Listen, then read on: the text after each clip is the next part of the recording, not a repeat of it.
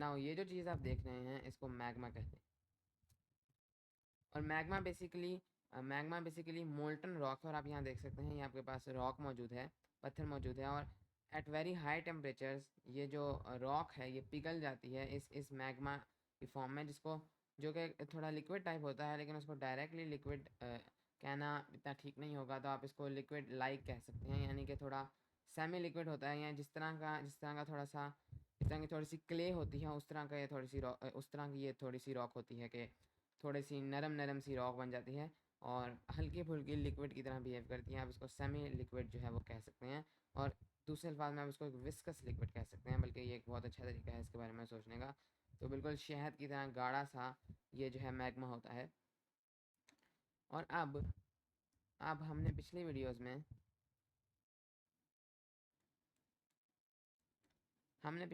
में अर्थ की लेयर्स को देखा था, लेयर्स ऑफ अर्थ। उसके अंदर हमने देखा था कि हमारे पास जो अर्थ की टॉप मोस्ट लेयर है, जो अर्थ की टॉप सॉलिड लेयर है, जहाँ तक हम डीप जाते रहें तो हमारे पास सॉलिड ही आता रहेगा, उसको हम लोग लिथोस्फीयर कहते हैं, लिथोस्फीयर।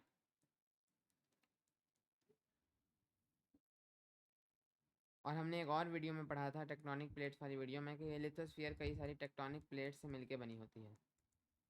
और अगर आपने वो वीडियो नहीं देखी तो इस वीडियो से पहले आपको वो वीडियो देख लेनी चाहिए, जिसका लिंक मैं नीचे डिस्क्रिप्शन में दे दूँगा। लेकिन बेसिकली क्या होता है कि लिथोस्फीयर, अगर आपको एक मैं आइडिया दूँ तो लिथोस्फीयर इस तरीके से टूटी हुई होती है मुख्तलिफ टेक्टोनिक प्लेट्स में। ये एक टेक्टोनिक प्लेट हो गई, ये दूसरी टेक्टोनिक प्लेट हो गई, ये तीसरी टेक्टोनिक प्लेट हो गई। तो इस तरीके से डिफरेंट टेक्टोनिक प्लेट्स में जो है वो टूटी हुई होती है। और हमने पिछली वीडियो में देखा था कि टेक्टोनिक प्लेट्स कॉन्स्टेंटली मूव कर रही हैं। अगेन आप पिछली वीडियो जाकर देख लें तो आपको ज़्यादा आसानी रहेगी समझने में।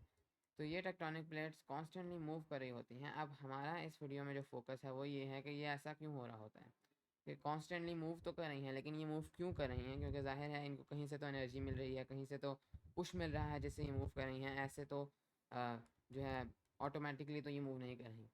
तो अब इसके नीचे हमने पिछले वीडियो लेयर्स ऑफ अर्थ वाली वीडियो में देखा था कि हमारे पास इसके नीचे जो दूसरी लेयर है, तकरीबन इतनी, जो जो हमारे पास मेंटल की लेयर है बेसिकली, इसको हम लोग एस्थेनोस्फीयर कहते हैं। एस्थेनोस्फीयर, बल्कि मैं बाहर लिखता हूँ, तो इसको हम लोग एस्थेनोस्फीयर कहते हैं, एस्थेनोस्फीयर। और इस लेयर में हमारे पास ये मैग्मा मौजूद होता है। ये जो मैग्मा हमने ऊपर देखा, ये हमारे पास इसी एस्थेनोस्फीयर में मौजूद होता है, डीप अंडरग्राउंड अर्थ में। इसको भी हम पहले कवर कर चुके हैं। तो यहाँ पर हम लोगों के पास मैग्मा मौजूद होता है। और मैं मैग्मा एक्चुअली ड्रॉ करूँगा, तो कुछ मैं रेड कलर से ड्रॉ करूँगा यहाँ पर। तो कुछ इस सूरत में हमारे पास यहाँ पर इस तरह से नीचे जो है मैग्मा मौजूद होता है। एक्चुअली यहाँ पर भी मौजूद होता है, लेकिन हम वो देखेंगे कि कैसे वहाँ पर जाता है, क्योंकि ओरिजिनली ये जो बनता है जहाँ पर मैग्मा, वो इधर नीचे कोर से आ रहा होता है। क्योंकि जो मैग्मा है हमारे पास बेसिकली वो बहुत ज़्यादा जो मोल्टन रॉक है उससे बनता है। तो बेसिकली क्या होता है कि इधर में हमारे पास मैग्मा है और यहाँ फुल जगह पर हम लोगों के पास मैग्मा है। तो इधर से मैं इसको थोड़ा सा पिंक करूँगा, क्योंकि ऊपर नीचे वाला मैग्मा काफ़ी गर्म होता है, क्योंकि वो ज़्यादा जितना कोर से करीब होता जाएगा उतना ज़्यादा मैग्मा गर्म होगा। तो नीचे वाला मैग्मा काफ़ी ज़्यादा गर्म है, क्योंकि उसको कोर की हीट मिल रही है। जबकि ऊपर वाला मैग्मा थोड़ा सा मैं पिंकिश ड्रॉ करूँगा, जो कि ऊपर वाला मैग्मा है, ये ज़्यादा पिंक हो गया। जो ऊपर वाला मैग्मा है कुछ इस तरीके से वो ठंडा है, क्योंकि और वो का बहुत ज़्यादा गर्म है, अभी भी वो मैग्मा ही है, लेकिन इसकी बनिस्बत वो ठंडा है, क्योंकि वो कोर से दूर है इसकी बनिस्बत। तो यहाँ पर हमारे पास ऊपर ये ठंडा मैग्मा मौजूद है।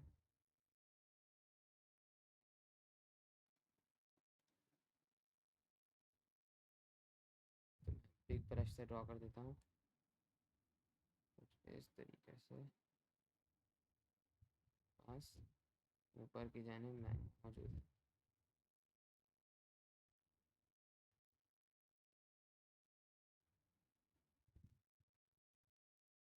और अगेन नीचे ज़रा मैं वापस से रेड बना देता हूँ। यहाँ पर नीचे हमारे पास हॉट मैग्मा मौजूद, हॉट मैग्मा। अब होता क्या है कि उस इसको समझने से पहले मैं एक कॉन्सेप्ट को जो है इंट्रोड्यूस कर दूँ, कन्वेक्शन। कन्वेक्शन, थोड़ा सा लाइट ब्रश, कन्वेक्शन।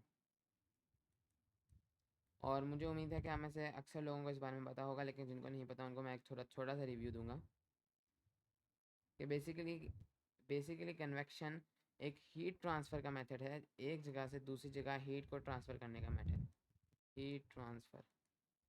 और एक मैं छोटी सी एग्जांपल लूँगा जिससे आपको इसके बारे में समझ आ जाएगा। तो मान लेते हैं मेरे पास ये एक पॉट है, इसके अंदर मेरे पास यहाँ पर पानी है, इस तरीके से पानी है। अब मैं क्या करता हूँ कि मैं नीचे से इस पॉट को हीट करता हूँ। तो मैं नीचे से इस पॉट को हीट करता हूँ। अब मैंने यहाँ पर इस पॉट को हीट किया तो ये नीचे वाली जगह जो है, ये नीचे वाला पानी गर्म हो जाएगा, ऊपर वाला पानी उसकी बनस्बत ठंडा होगा। तो अब क्या होगा कि जो नीचे वाला पानी ठंडा हो गया है, गर्म हो गया है। तो गर्म हमारे पास हमें पता है कि हॉट चीज़ ज़्यादा जो है लेस डेंस होती है। हॉट चीज़ फैल जाती है और उसका वॉल्यूम जो है वो बढ़ जाता है, हमारे पास जो डेंसिटी है वो कम हो जाती है। अब होगा क्या कि ऊपर वाला पानी जो है वो ज़्यादा डेंस हो चुका है, नीचे वाला पानी कम डेंस हो चुका है। तो सिंपल वे में नीचे वाला यहाँ पर जो पानी है, जो गर्म पानी है, वो ऊपर की तरफ इस तरीके से उठेगा, क्योंकि हमें पता है लेस डेंस चीज़ जो है वो मोर डेंस चीज़ के ऊपर जाएगी ऑटोमेटिकली। और यहाँ पर जो पानी है अब यहाँ से ये ऊपर उठेगा, यहाँ पर से पानी नीचे आ जाएगा। तो इस तरीके से क्या हुआ कि जो नीचे से गर्म पानी था वो ऊपर चला गया, और इस तरीके से पानी थोड़ा मिक्सअप हो गया और यहाँ से हीट उधर ऊपर तक ट्रांसफ़र हो गई। और अब अगर तो मैं हीट देता रहूँगा तो ये जब नीचे पानी आया है ये फिर से गर्म होगा और फिर से ऊपर की तरफ चलेगा, और फिर वहाँ से फिर नीचे आएगा पानी, क्योंकि अब तक वो थोड़ा ठंडा हो गया होगा, फिर वो नीचे आएगा। इस तरह से ये साइकिल चलती रहेगी, पानी नीचे ऊपर नीचे ऊपर नीचे ऊपर नीचे ऊपर। और अगर मैं नीचे से हीट इसको करता रहूँगा तो इसको, ये जो साइकिल चलती है इसको हम लोग कन्वेक्शन करंट्स कहते हैं, कन्वेक्शन करंट्स। अब होता क्या है कि यही सेम चीज़ मैग्मा में भी होती है। अब हमारे पास ये मैग्मा था, तो यहाँ नीचे हमारे पास मैग्मा बहुत गर्म है, तो मैग्मा स्लोली ऊपर की तरफ उठना शुरू हो जाता है। जो ज़्यादा लेस डेंस जो मैग्मा है वो ऊपर की तरफ उठना शुरू हो जाता है। ऊपर हमारे पास ठंडा मैग्मा है, वो हमारे पास नीचे आना शुरू हो जाता है। और इस तरीके से मैंने आपको बताया था कि बिल्कुल लिक्विड नहीं है, ये काफ़ी ज़्यादा सेमी लिक्विड है, तो थोड़ा सॉलिड टाइप भी होता है, लेकिन थोड़ा सा फ्लो कर सकता है ये। तो अब ये ऊपर फ्लो कर गया, ये नीचे फ्लो कर गया, नीचे आकर ये जो ठंडा मैग्मा था ये नीचे आया। अब ये ठंडा मैग्मा गर्म हो गया, जो ऊपर से नीचे आया गर्म हो गया, और जो गर्म मैग्मा ऊपर गया था वो ठंडा हो जाएगा, क्योंकि वो थोड़ा दूर चला गया है। और इस तरीके से यहाँ पर भी साइकिल चल पड़ेगा, और यही कि कन्वेक्शन करंट चल पड़ेंगे मैग्मा के ही अंदर। और अब क्या होगा कि मैग्मा जैसे जैसे स्लाइड कर रहा है लिथोस्फीयर के साथ या टेक्टोनिक प्लेट्स के साथ, क्योंकि वो बहुत ज़्यादा हैवी है, तो वो अपने स्लाइड करने के साथ साथ टेक्टोनिक प्लेट्स को मूव करना शुरू कर देता है। और यही वजह है कि हमारे पास हमारी अर्थ की टेक्टोनिक प्लेट्स कॉन्स्टेंटली मूव कर रही हैं। अब बेसिकली इसका जो रीज़न है कॉन्स्टेंटली मूव करने का, वो जो सबसे जो माना हुआ रीज़न है वो यही फ्लो ऑफ मैग्मा है। यहाँ मैग्मा के अंदर जो कन्वेक्शन करंट्स हैं, यही माना जाता है कि उनकी वजह से टेक्टोनिक प्लेट्स मूव करती हैं। और क्योंकि अभी हमने इसके ऊपर ज़्यादा रिसर्च अभी तक नहीं की है और ज़्यादा हम इस चीज़ को नहीं समझते हैं, तो अभी और भी कुछ थ्योरीज़ हैं, लेकिन सबसे एक्सेप्टेड जो थ्योरी है वो यही है, फ्लो ऑफ मैग्मा वाली। इसके अलावा और कुछ लोग और थ्योरीज़ बताते हैं कि इनकी वजह से टेक्टोनिक प्लेट्स में भी मूव करी हो, लेकिन सबसे ज़्यादा जो एक्सेप्टेड थ्योरी है वो फ्लो ऑफ मैग्मा है।